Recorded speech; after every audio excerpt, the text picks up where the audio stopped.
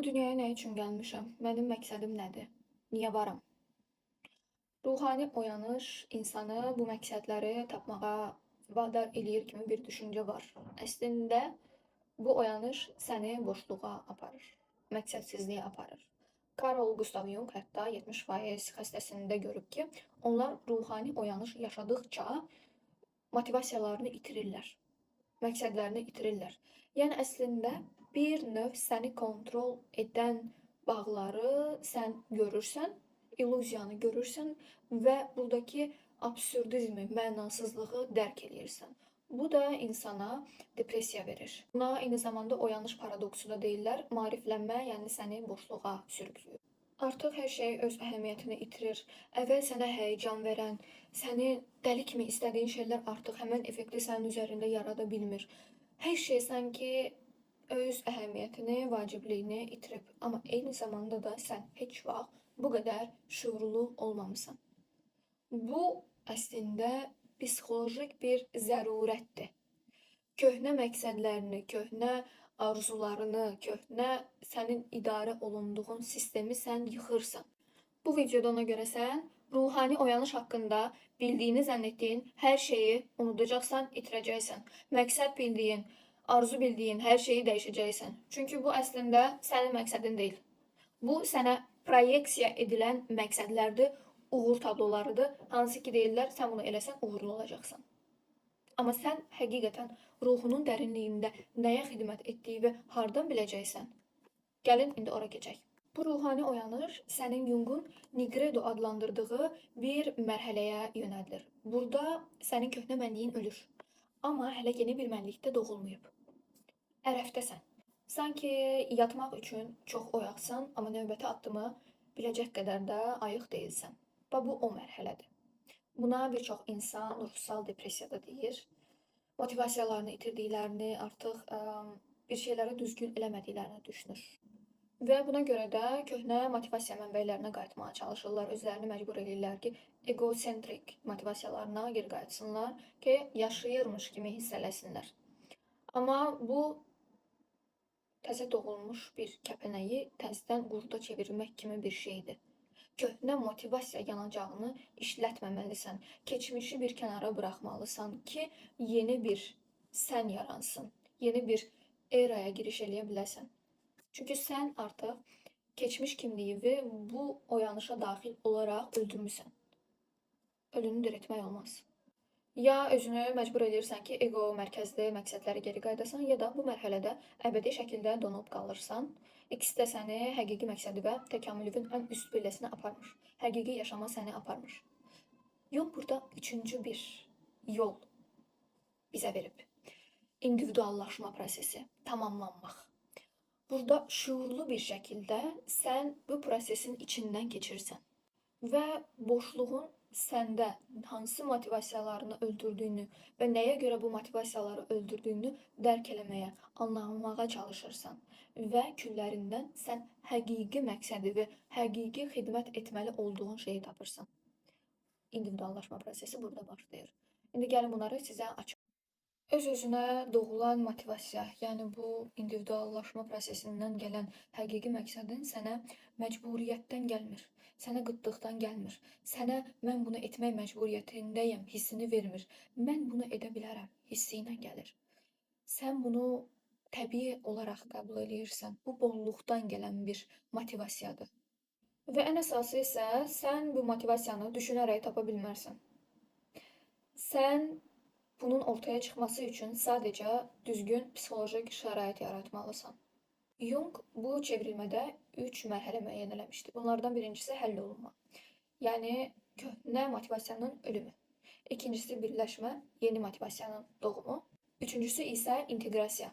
Ruhdan gələn məqsədin insanın əsas fəaliyyətinə çevrilməsi. Problem də ondadır ki, bir çox psixoloq, spirituallar bu mərhələni detallı şəkildə izah eləmir. Onlar sadəcə öz yolunu izlə, öz xoşbəxtliyini izlə kimi məsləhətlər verirlər, amma demirlər ki, sən həqiqi ali məqsədivə çatmaq üçün bu ağrılı yollardan keçəcəksən.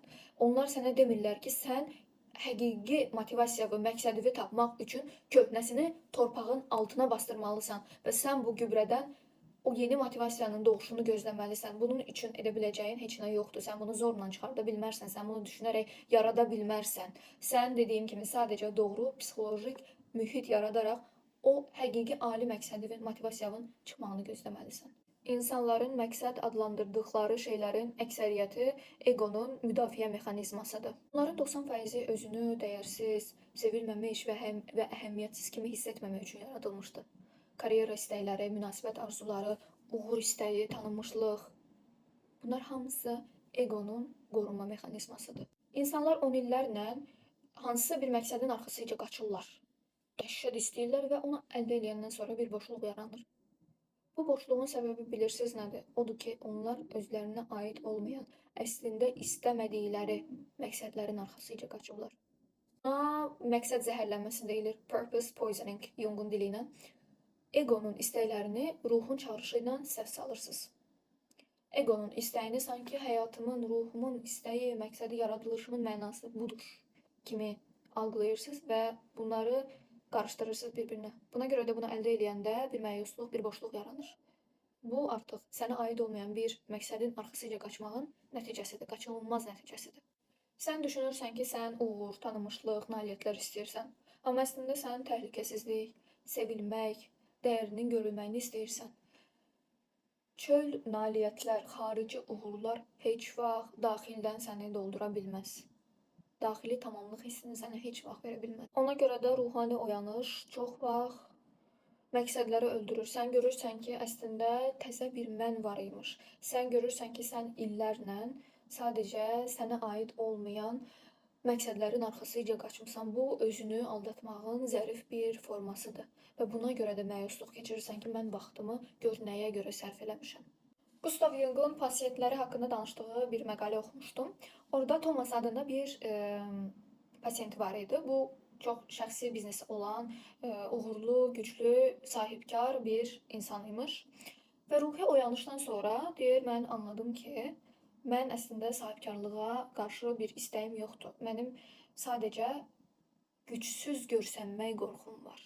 Uğursuz olmaq qorxum var. Mənim bu biznesləri davam etdirməyim min yeganə məqsədi bu qorxudur.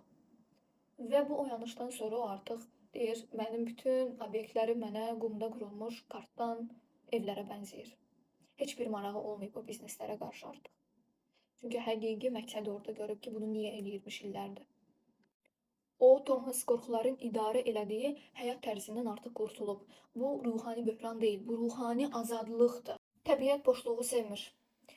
Ona görə sən köhnə məqsədləri itirəndə yerini həqiqi məqsədlərlə mütləq doldurmalısan. İndi gəl sənə bəzi strategiyaları danışım, bölüşüm. Biz istək diskriminasiyası eləyəcəyik, yəni egodan gələn istəklərlə ruhdan gələn istəkləri ayırt eləməyi öyrənəcəyik. Ego istəkləri həmişə qorxu və çatışmamazlıqdan yaranır. Onların arxasında həmişə gizli bir çünki olur. Məsələn, pul istəyirəm çünki kasıb olmaqdan qorxuram. Sevgi istəyirəm çünki tək qalmaqdan qorxuram. Uğur istəyirəm çünki hörmət edilmək istəyirəm. Burada gizli bir çünki var. Bu ego istəyidir.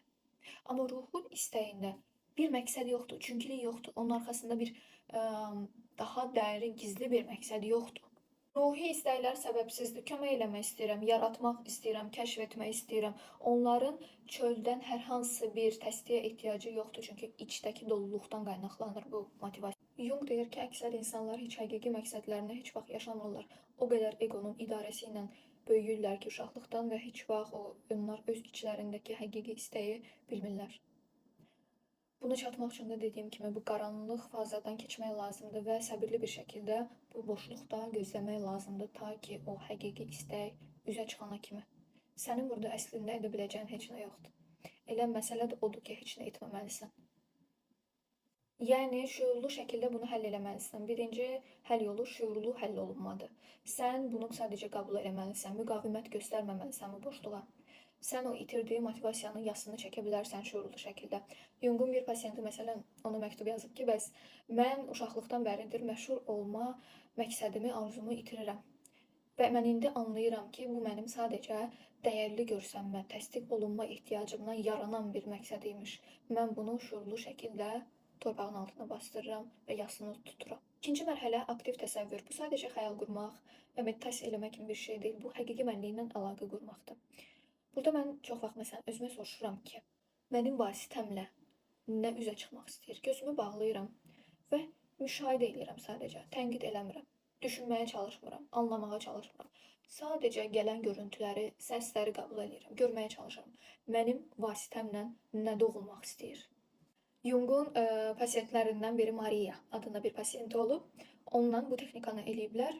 O özünü təbiətdə uşaqlara dərs verərkən görüb, amma tamamilə öz sferasının ayrı bir şey olub müəllimlik. Ciddiyə də almayıb yəni bu görüntünü. Daha sonra təbiət ekskursiyalarında iştirak edib, könüllü proqramlarda işləyəndə ona iş təklifi gəlib ki, hansısa təbii bir yerdə uşaqlara dərs keçsin, ekologiya barəsində danışsın və o gördüyü görüntünü o həqiqətən yaşayıb, ruhun məqsədini orada başa düşüb. Burada bir çünki yoxdur. Burada bir gizli ali məqsədi yoxdur. Bu sadəcə sənin ruhun doluluğundan gələn bir şeydir. O ruhun tanınmasıdır. Soul recognition deyilir buna. Üçüncü mərhələ simvolik yaşamaq. Həyatını planlarla, məqsədlərlə yaşamaq yerinə simvollara və sinxronluğa əsas qurmalısan. Bunu necə izah edeyim sizə? Bu biraz su olmaq kimidir. Suyun dərədə getməsi kimidir. Həqiqi məqsəd onsuz da məqsəd kimi, motivasiya kimi hiss olunmur. Bu sanki yəni belə də olmalıdır, təbii bir hal kimi hiss elətdirir sənə. Artıq səni nə xoşbəxt eləyir, səni nə çəkir, ora doğru yönəlməkdir. Diqqət yetirin siqnallara. Nə xoşuma gəlir, nə xoşuma gəlmir. Hansı insan sənə nə hiss bağışlayır? Bunlara diqqət elə, sinxronlaşdır özünü həyatına. Yəni sən hansısa məqsədi, kiminsə istəklərinin dalıyca getmirsən, sən öz marağının arxasıca gedirsən. Bu maraqlı olmalıdır, özünü məcbur eləməməlisən və ya özünü tələsdirməməlisən. Dirilmə prosesinin vaxtı var. Dirilmə vaxtı deyilir buna. Sən bunu tələsdirsən, fake, yalançı bir ruhani oyanış yaşayacaqsan, saxta ruh inkişafı baş verəcək. Buna ehtiyac yoxdur. Tələsdirmə, hər kəsin bir vaxtı var. Tələsmə. Bir çoxumuz vaxtımız qutarırmış kimi hiss edirik, saat gedir, vaxtım gedir, yaşlanıram. Gör mənim neçə yaşım var, mən hələ də nə istədiyimi bilmirəm. Mənim neçə yaşım var, mən hələ də bilmirəm ki, hara aidəm. Tələsmə. Sənin də bir vaxtın var. Dirilmə prosesini dediyim kimi tələsdirmək, onu saxta, ruhani inkişafa sürükləmək deməkdir. Incarnated purpose, Jungun dediyi, artıq sənin məqsədinlə birləşməyin deməkdir. Sən artıq burada, mən nəyə görə buradayam demirsən. Mən hansı məqsədi göstərmək üçün buradayam. Mən kim olmaq üçün buradayam? Suallar tamamilə dəyişir. Sən burada artıq nəyisə görə bu işi görmürsən. Sən bu işi görürsən çünki belə də olmalıdır. Başqa heç bir iş görə bilmərsən. Sənin bütün yolun budur. Ruh planı artıq insan formasını alır. Sən öz enerjini, öz məqsədini, öz motivasiyanı, öz marağına görə yaşayırsan. Öz enerjindəsən. Bu səndən enerji almır, səndən vaxt almır, əksinə sənə verir. Incarnated purpose-la yaşayan insanlar xoşbəxt insanlardır. Məsələn, bunu normal məqsəddən necə ayıra bilərsən? Əgər sən, məsələn, YouTube videolarını pula görə çəkirsənsə, bu ego mərkəzli məqsəddir. Əgər sən bunu özünü xoşbəxt eləmək, ruhunu dincəltmək, insanlara yeni bir baxış sunmaq üçün edirsənsə, bu artıq incarnated purpose-dır. Mən YouTube-a başlayanda pul haqqında heç düşünməmişdim. Yəni buradan qazanc məsələləri haqqında heç bir fikrim yox idi. Mən sadəcə bir gün oyandım və mənə belə bir his gəldi ki, mən bunu etməliyəm. Mən bildiyimi paylaşmalıyam. Sanki içimdə böyük bir yığılıb boğazımda enerji qalmışdı ki, mən bunu çölə danışa bilmirdim, deyə bilmirdim. Mən YouTube sayəsində özümü rahatlanıram. Mən bunu nəyəsə görə eləmirəm. Mən sadəcə bunu etmək istəyirəm. Bu mənə maraqlıdır. Buyam mən. Bu ruhun niyyətinin artıq sənin bədənivə kök salması kimidir. Artıq mənim danışığım, səsim, hər şeyim bu məqsədə xidmət edir. Mənim vasitəmlə siz bu məqsədi görürsünüz. Mənim vasitəmlə siz bu videoya baxırsınız, dinləyirsiniz. Bəlkə həyatınızda yeni bir mərhələyə keçid edirsiniz. Bəlkə axtardığınız bir sualın cavabını tapırsınız. Mən sadəcə bu məqsədin bədən formasıyam. Artıq mənim sadəcə etdiyim şey vasitəçilikdir. İndividuallaşma prosesinə keçid eləmək üçün də artıq bizə uşaqlıqdan mən sevilmək üçün kim olmalıyam rollarını buraxmaq lazımdır. Mənim həqiqətən öz içimdəki istək nədir? Bir çoxumuz rol oynayırıq. Sevilmək üçün, dəyər görmək üçün, hörmət görmək üçün persona yaradırıq. Çöldə bir obraz yaradırıq və o obrazı o qədər mənimsəyirik ki, yadımızdan çıxır onun obraz olduğu. Mən halına çevrilir o obraz. O maskanı çıxardıb, personanı çıxardıb kənara qoyub öz gözlərimizə baxmalıyıq. Hansısa başqa videomda da kölgə nəzəriyyəsindən danışmışdım. Qısaca üstündən keçmək istəyirəm. Çünki individuallaşma prosesinin əsas pillərindən biri kölgəvi tanımaqdır. Uşaq vaxtından sənə hansı deyilən söz şuur altında oturub. Tənbəlsən, yaramazsan, çirkinsən, uğursuzsan. Hansı söz səni hal-hazırda hansısa əslində ruhuvun heç istəmədiyi bir məqsədə doğru yönəldir. Nə səni dəyərsiz hiss elətdirir? Birinci bu kölgə tərəfi tutub dartmalısan, tapmalısan, çıxartmalısan içərindən pinsetdən belə o tükü çıxardırsan, bax elə çıxartmalısan. Nə səni dəyərsiz hiss elətdirir? Özümdən misal verəcək olsam, uşaqlıqda mən həmişə sakit olmuşam, sakit bir uşaq olmuşam. Amma bunun səbəbi odur ki, əgər mən hansısa bir söz desəm, kiməsə cavab qaytarsam, səsimi çıxartsam, dəyər görmürdüm, sevilmirdim, istənmirdim. Və mən illərlə belə sakit, içimə ata-ata o agresiya ilə böyümüşəm. Bax, buramda yığılıb hər şey. Kimsə mənə nəsə söz deyir və mən qarşı cavab qaytarmıram, çünki qızlar cavab qaytarmaz. Qızlar çox danışmamalıdır. Yaxşı qızlar sakit dayanmalıdır. Özünə hörmət edən qızlar heç vaxt cavab qaytara bilməz. Amma mən əslində bunu təzəlikcə aşmışam. Yəni bir 2 ildir ki, artıq bu zəncirləri qırmışam. Bu kölgəmi tanımışam ki, bu əslində bir kölgəymiş. Mənim sadəcə təsdiq olunmaq üçün, sevilmək üçün etdiyim bir hərəkət imiş. Bu mənim içimdən gələn bir şey deyilmiş. İndi belə deyiləm. İndi məsələn kimsə mənə əsəbləşdirir, ya hansısa bir söz deyir, mən də ona cavab qaytarıram. Mən də ona danışıram. Mənə qışqırır, mən də qışqırıram. Mənim artıq qəbul olunmaq, sevilmək kimi bir məqsədim yoxdur. Varsın sevməsinlər məni. Onsuz da mən özüm də fikirləşirəm ki, mən də hamını sevmirəm. Niyə hamı məni sevməlidir ki? O qədər, yəni 50 nəfər məni sevirsə, 20-si sevmir.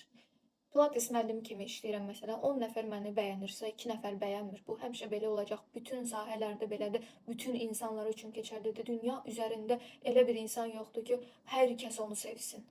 Mütləq ki, bir əks çıxanı, əks fikri ilə yaxınlaşanı olur. İstəməyəni olur. Başqasında da səni qıcıqlandıran bir xasiyyət əslində səndə bastırılmış bir kölgədə ola bilər. Bax gör səni insanlarda nə qıcıqlandırır. Məni ən çox qıcıqlandıran şeylərdən biri məsələn tənbəllik idi. Sonra mən fərqinə vardım ki, mən özüm çox tənbəl adam imişəm. Mən bunu bilmirdim. Və mən bunu qəbul elədim. Bu tərəfimi, bu da mənim bir tərəfimdir deyib qəbullandım. Onu gördüm, qəbullandım. Və burada da individuallaşma prosesi yaranır. O dediyim maskanı, personanı çıxartmaq zamanıdır artıq. Pilates treneri Mina, Londonda universitet oxumuş Mina. İngilis dili, İspan dili əla danışan Minadan ziyadə dərinlərdə bir Mina var. Həqiqi bir Mina. İndividuallaşma prosesi, kameram sürüşməsin, əla. Bu zaman başlayır. Yəni sən artıq məni bəyənməsələr də qoy özüm kimi qalım deyirsən. Bu biraz ağrılı ola bilər, amma əsl xoşbəxtlik budur. Qoy səni bəyənməsinlər. Heç vecimə də deyil. Mən beləyəm, mən buyam. Münasibətlərdə də bu belədir. Çünki münasibət istəkləri əksəriyyəti egosentrik istəklərdir, məqsədlərdir. Ay filan kəs məni sevsin. Kaş o məni sevərdi, kaş o mənə evlənmə təklif eləyərdi filan insan. Nəyə görə? Niyə o? Sənə səndə olmayan nə bəxş eləyir? Anima və animus videomda da var, orada başa salmışam, daha dərin keçidə də baxa bilərsiniz. İnsanın içində həm qadın, həm kişi enerjisi mövcuddur. Animus kişini təmsil edir, anima qadını təmsil edir. Əgər sənin animusun bir qadın olaraq zəifdirsə, sənin güclü kişi axtarışın çox normaldır. Çünki öz içində olmadığına görə sən onu xaricdə axtarmağa başlayırsan, amma sən o ki animusunu dərk eləyirsən, öz içindəki kişini görürsən, sən özündə o gücü tapırsan. Və bu da münasibət dinamikalarını dəyişir tamamilə. Mən demirəm ki, mütləq güclü kişi istəməyin mütləq səbəbi budur, yox. Amma səbəblər budur. Yəni bir çox insan məsələn eşitmişəm, görürəm ki, deyir mən elə partnyor istəyirəm ki, o tanınmış olsun. O hamı tərəfindən sevilən, bütün qadınlar tərəfindən arzu olunan bir kişi olsun və məni seçsin. Bu deməkdir ki, mən özümü dəyərsiz hiss eləyirəm və mən özümə, öz varlığımı sübut eləmək üçün o kişiyə ehtiyacım var. Mənim öz animusum zəifdir. Mən öz içimdəki gücü, sevgini tapa bilməmişəm. Bu o deməkdir. Mən özüm individuallaşma prosesinə biraz random bir şəkildə gəlib çatmışam. Çünki uzun illərdir bu Nigredo dediyim mərhələdə idim. Boşluq. Daha sonra gördüm ki, öz-özünə motivasiyam öz-özünə çıxır ortalığa. Və bəzi meditasiyalar eləyirəm mən hər gecə yatmazdan qabaq. Sizdən də bölüşüm, bunu necə eləyirəm. Biraz theta healing kimi başlayır. Gözümü yumuram və özümü istədiyim bir yerdə xəyal edirəm. Heç görmədiyim bir yerdə ola bilər, gördüyüm bir yerdə ola bilər. Adətən təbiəti seçirəm, dəniz kənarı filan belə. Orada güvəndə hiss elədiyim bir yer olmalıdır. Mən orada güvənli bir alan yaradıram. Öz-özümə deyirəm ki, bura mənim alanımdır. Bura sadəcə mənə aiddir. Hətta ad da qoymuşam. Məsələn, mənim alanımın adı Gabrieldir. Çox təxlisizdir, prosto Gabriel gəlib ağlıma qoymuşam. Və İspaniyada, San Sebastian'da La Concha Beach var. Mən heç vaxt orada olmamışam, amma oranın şəkillərini görmüşəm və mən həmişə oranı xəyal edirəm ki, mən oradayam, ora sadəcə mənə aiddir və adı da Gabrieldir. Mən özümü təhlükədə hiss eləyəndə, özümü qorxuda hiss eləyəndə, pis hiss eləyəndə gözümü bağlayıram, Gabriel deyirəm və ora keçirəm. Bunu əslində psixoloqa getmiş adamlar belə, psixoloqlarda belə güvənli alan yaradır. Bir çox travmada falan kömək olur. Siz də belə bir şey, belə bir alan yarada bilərsiniz ağlınızda. Hansısa bir məkan ola bilər, bir ev ola bilər, bir dəniz kənarı ola bilər, meşə ola bilər. Sizə hara xoşbəxt hiss elətdirir. Əsas odur bilin ki, siz orada güvəndəsiz. Bura sadəcə sizə aiddir. Mən oraya gedəndən sonra məsələn deyirəm. Bir çox insan mənə soruşur ki, həyatında necə bir partnyor istəyərsən, ya necə bir insanla ailə qurmaq istəyərsən. Mən hansısa qarşı cinsi gözümü bağlayıb fikirləşəndə heç nə fikirləşə bilmirəm. Yəni mən ona heç bir persona əlavə eləyə bilmirəm. Deyə bilmirəm ki, bu filan kəsdir, filan işlə məşğul olur, belə görsənir, belə danışır, filan milliyyətdəndir. Heç nə deyə bilmirəm. Sadəcə enerjisini hiss eləyirəm, varlığını hiss eləyirəm və mən orada xoşbəxt hiss eləməyə çalışıram. Öz hissiyatıma fokuslanıram. Həmən insan yanımda olsaydı, necə hiss eləyərdim? Həmən insanın dəstəyi, sevgisi, sədaqəti mənimlə olsaydı necə hiss eləyərdim? Mən heç onu görmürəm belə, sadəcə varlığını hiss eləyirəm. Düşünürəm ki, bir persona, bir maska əlavə eləməkdən bu yaxşıdır. Çünki sənə aid olan onsuz da gəlib səni tapır. Sadəcə gözləmək lazımdır. Bizim ən çox bacarmadığımız şey gözləməkdir. Gözləməkdə çətinlik çəkirik. Boş buraxın, gözləyin, boşluqlardan azad olacaqsınız. Çünki təbiət boşluqları sevmir. Dolacaq.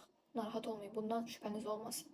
Videom bu qədər. İzlədiyinizə görə təşəkkür edirəm. Bəyənməyi, abunə olmağı unutmayın. Kommentariyalarda fikirlərinizi hörmət çərçivəsində gözləyirəm. Sağ olun.